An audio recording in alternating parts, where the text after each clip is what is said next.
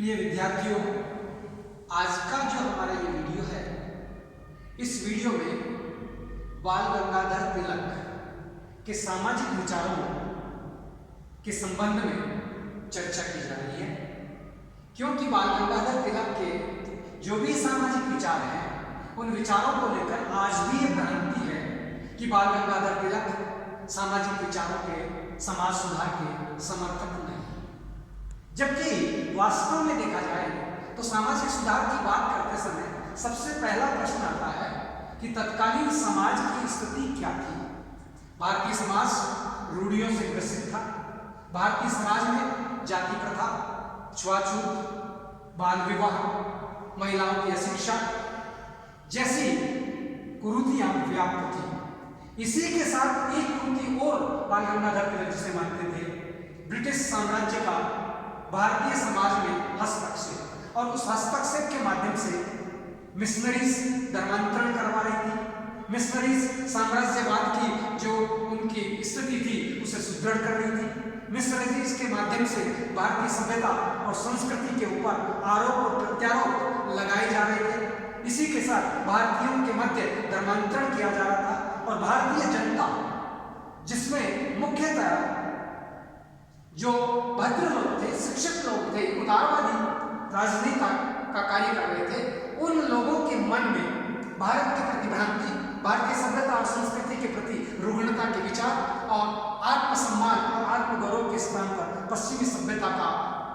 प्रचंड पहराने का और पश्चिमी सभ्यता की उपादेयता, पश्चिमी सभ्यता की वैज्ञानिकता को प्रमाणित करने के विचार दिखाई देते हैं। इसलिए यहाँ तक देखा जाए तो बाल गंगाधर तिलक भारतीय सभ्यता, भारतीय संस्कृति, भारतीय राष्ट्रवाद और भारतीय प्रशासन के समर्थक रहे हैं। और उन पर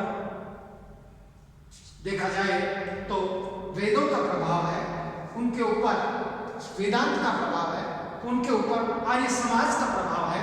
और वो समाज, आर्य समाज जो है, देश के सामाजिक सुधार और धर्म सुधार के क्षेत्र में अग्रणीय संस्था रही है। इसलिए ये कहना कि बाल गंगाधर तिलक सामाजिक सुधारों के समर्थक नहीं रहे हैं, ये एक सत्य बात दिखाई नहीं देती है। अब प्रश्न आता है कि बाल गंगाधर तिलक समाज सुधार की बात करते समय उनके क्या विचार थे। उनका ये मान्यता थी, ये मानते थे वो कि समाज सुधार द्वितीय स्तर का काम है, सेकंड प्रायोरिटी है। फर्स्ट प्रायोरिटी है स्वराज्य की प्राप्ति।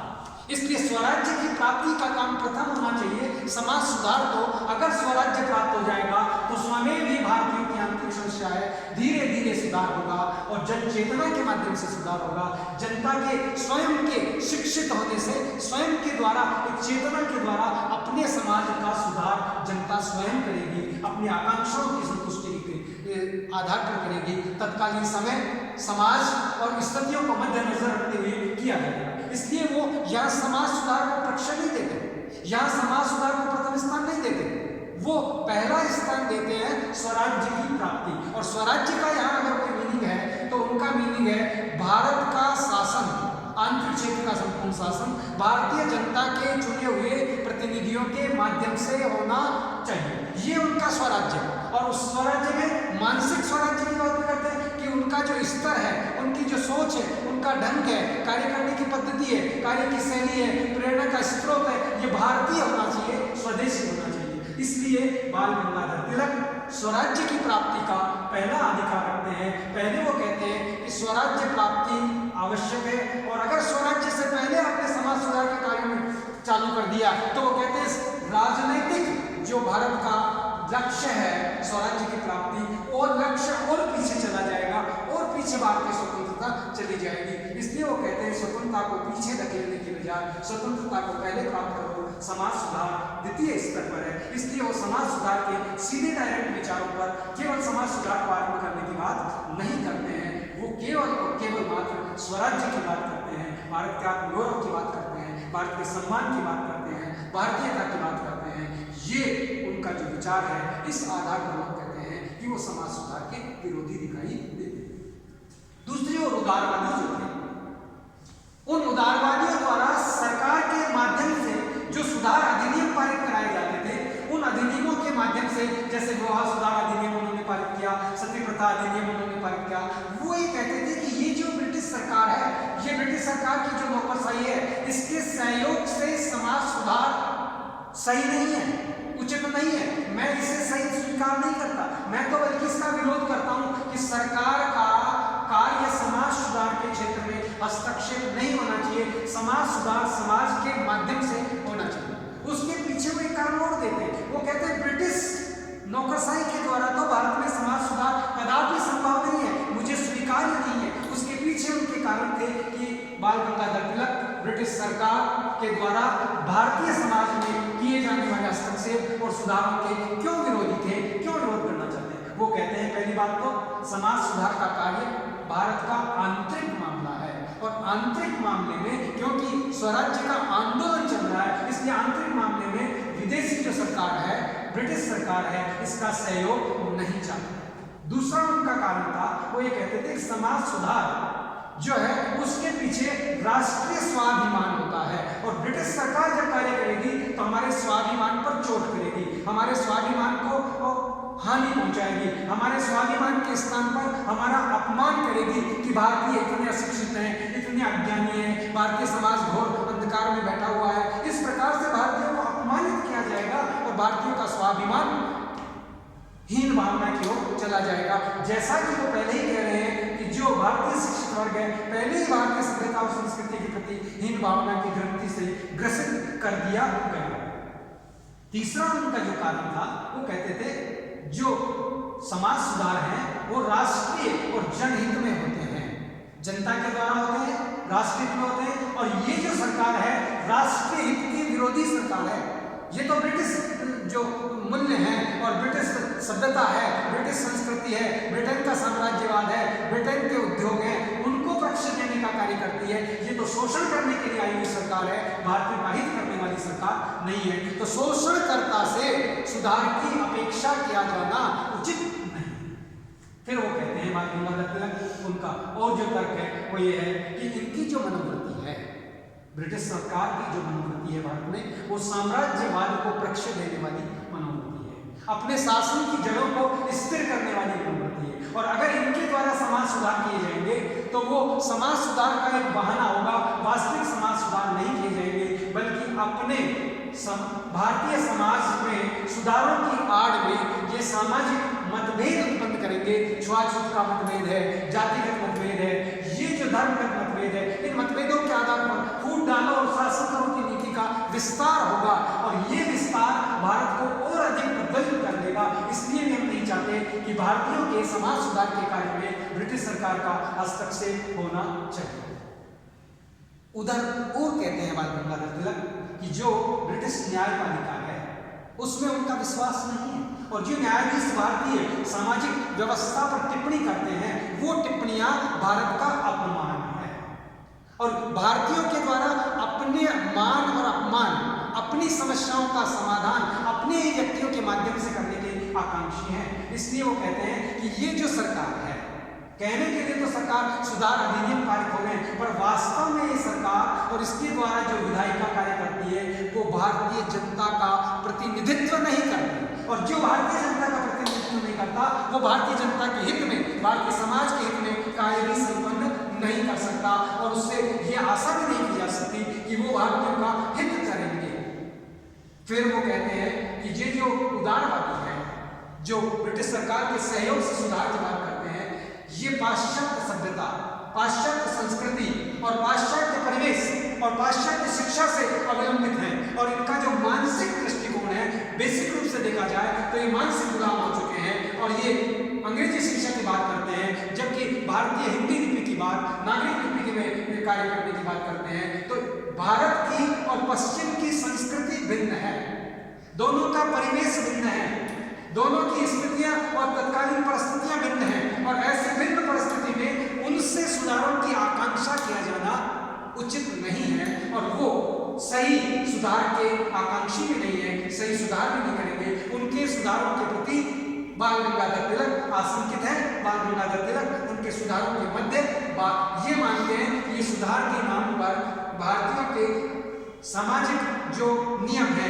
परंपराएं हैं, रीति रिवाज है, वहां तक प्रवेश करके भारतीयों में विभेदात्मक स्थिति को उत्पन्न कर देंगे। फिर वो कहते हैं विवादास्पद प्रश्न है, ऐसे सामाजिक विवादास्पद प्रश्नों को उठाकर राजनीतिक आंदोलन को पीछे धकेलने का कार्य, राजनीतिक चेतना के स्थान पर सामाजिक कार्य में अपनी शक्ति को दूसरे क्षेत्र में लगा देना, एक प्रकार से राष्ट्रीय आंदोलन को पीछे की ओर धकेलना होगा, ऐसा बाल गंगाधर तिलक मानते हैं। और वो कहते हैं कि मैं किसी भी रूप में ब्रिटिश सरकार और नौकरशाही के द्वारा समाज सुधार के किए जाने वाले कार्यों का सहयोग नहीं कर सकता, उन्हें स्वीकार नहीं कर सकता।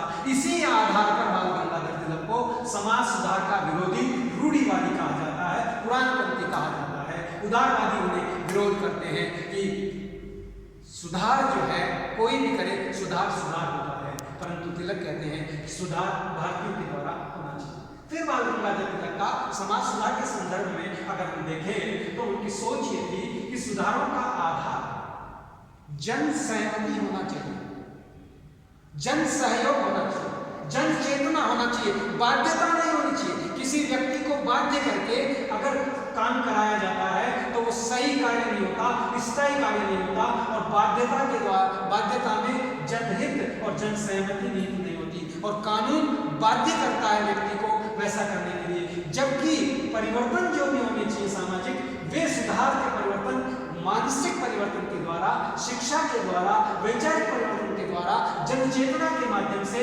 समाज में होने चाहिए, न कि बंधन युक्त होने चाहिए, बाध्य किए जाने वाले होने चाहिए। इसके लिए वो कहते हैं कि शिक्षा एक ऐसा माध्यम है, ऐसा प्लेटफॉर्म है जिसके द्वारा व्यक्ति के व्यक्तित्व में ज्ञान का संचरण होता है, वैचारिक पृष्ठभूमि में परिवर्तन होता है, मानसिक सोच का स्तर बदलता है। इसलिए शिक्षा के द्वारा समाज सुधार होने चाहिए, न कि कानून के द्वारा समाज सुधार किए जाने चाहिए। वो कहते हैं शिक्षा जो है वो एक प्रकार से देश में सुधारों का कार्य करेगी, और शिक्षा ही वह आधार है जिससे राष्ट्र का, व्यक्ति का, समाज का, सभी का सुधार संभव है। समाज सुधार थे बाल गंगाधर तिलक। इसके अगर हम प्रमाण देखें तो प्रमाणित स्वरूप से हम कहेंगे कि बाल गंगाधर तिलक ने हमेशा समाज सुधारों का कभी विरोध नहीं किया, परंतु उन्होंने सेकंड स्टेज पर समाज सुधार की बात की।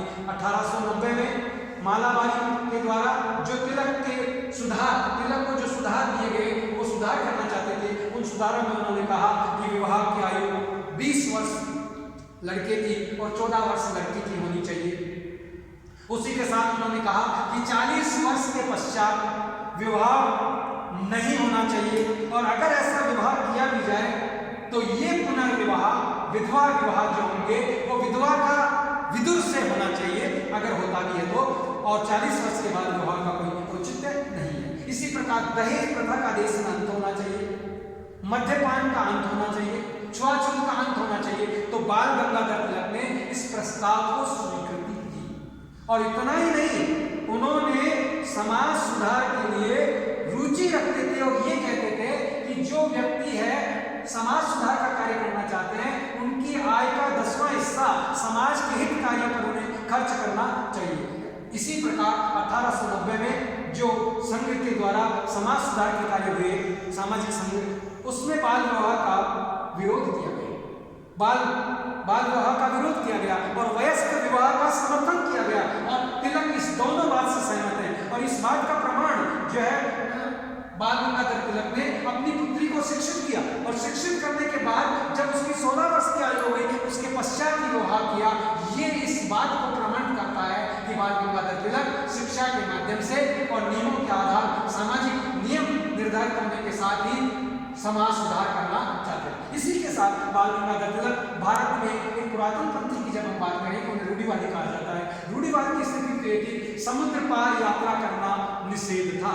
बाल गंगाधर तिलक ने उस निषेध को तोड़ा और ब्रिटेन जाकर के उन्होंने यात्रा करने का कार्य किया। ये प्रमाणित करता है कि वो समाज सुधार के व्यवहारिक विचार रखते हैं। समाज सुधार के विचारों में वो मिथ्या आडंबर को नहीं मानते, व्यवहारवादी विचार को स्वीकार करते हैं और ये चाहते हैं कि संतुलित और व्यवहारिक रूप से समाज में सुधार होने चाहिए। इसी प्रकार बाल गंगाधर तिलक ने जो 2 उत्सव चलाए, गणपति उत्सव और शिवाजी उत्सव, इन उत्सवों के मध्य दलित या वर्ग के लोगों के साथ वो भोजन किया करते थे। इससे ये प्रमाणित हो जाता है कि वो वास्तविक समाज सुधार की कथनी और करनी में अंतर नहीं रखते थे, उनकी समानता की बात करते थे और वो ये कहते थे कि ये जो ये धर्म का अंग भी नहीं है। जब उन्होंने वेदांत पुस्तक की अन्य पुस्तकों का आधार दिया तो उन्होंने कहा कि ये धर्म का अंग नहीं है।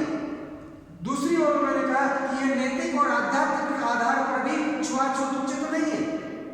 फिर उन्होंने कहा मानवीय आधार पर भी ये उचित नहीं है। और अगर ईश्वर आकर के मुझे ये कह दे कि छुआछूत की जाए तो मैं उस ईश्वर का भी विरोध करूंगा। इस प्रकार से समाज सुधार की वो बात करते हैं। अनुसूचित जाति जनजाति को, सभी मानवता को समग्र रूप से समान मानने के उनके विचार हैं। और इस प्रकार से बाल गंगाधर तिलक के जो सामाजिक सुधारों के विचार, उन पर जो आरोप लगाए जाते हैं कि बाल गंगाधर तिलक समाज सुधार के पक्षधर नहीं है, वो रूढ़िवादी है, पुराणपंथी पुरानी परंपराओं की बात करती है। क्योंकि बाल विवाह संबंधी जब विधेयक आया था तो बाल गंगाधर तिलक ने इसका विरोध किया था। उसके पीछे उनका जो कारण था, एक तो सरकार द्वारा विधेयक पारित करवाया जाना था, दूसरा बाल विवाह को बाल विवाह की दृष्टि से नहीं देखते थे। वो कहते थे कि भारत में ये जो विवाह हो रहे हैं, ये विवाह होने के बाद जो होने वाली स्थिति थी, वो जब तक बच्चे युवा और 18 और 20 साल के नहीं हो जाते उससे पहले गोना नहीं किया जाता था। उनकी सामाजिक परिस्थिति, आर्थिक परिस्थिति, उनके पारिवारिक परिवेश, उनकी रीति रिवाज, इनका वो समर्थक है, इनके विरोधी नहीं है। परंतु वो धीरे धीरे सैन्य सुधारों के पक्षधर हैं। वो रूढ़िवादी नहीं है, वो पुराणपंथी नहीं है, वो प्रतिक्रियावादी सामाजिक हैं। समाज के जो विचार हैं उनमें प्रतिक्रिया तो करते हैं, परंतु वो प्रतिक्रिया एक संतुलित प्रतिक्रिया दिखाई देती है, वो सामाजिक हित की प्रतिक्रिया दिखाई देती है, समाज को जोड़ने की प्रतिक्रिया दिखाई देती है। और समाज के माध्यम से सामाजिक सुधारों की चेतना को जागृत करना उनका मूलभूत ध्येय रहता है। इसलिए ये कहा जाना कि बाल गंगाधर तिलक समाज सुधार के समर्थक नहीं है, ये सरासर तथ्यों के विपरीत सत्य दिखाई देता है।